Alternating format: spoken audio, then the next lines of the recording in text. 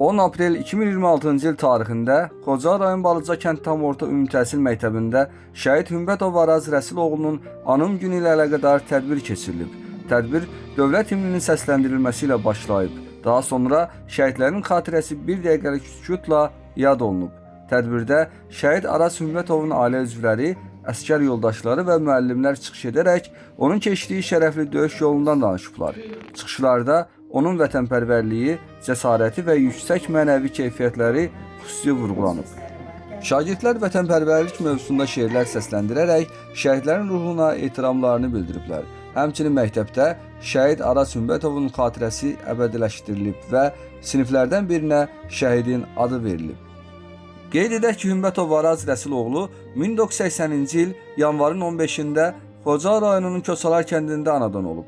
Doğma yurdundan dərgin düşən Araz 1998-ci ildə həqiqi hərbi xidmətə çağırılıb.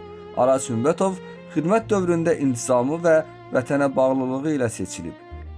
2000-ci il aprelin 8-də ordudan təxlisinə 8 gün qalmış Murovdağ istiqamətində döyüş tapşırığını yerinə yetirərkən düşmən gülləsinə tuş gələrək şəhid olub.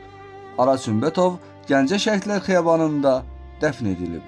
Araz Hümbətovun həyat yolu bir daha göstərir ki, vətən uğrunda verilən ən ali dəyər can bahasına qorunan azadlıqdır. Araz Hümbətovun adı və xatirəsi isə daim qürurla anılacaq.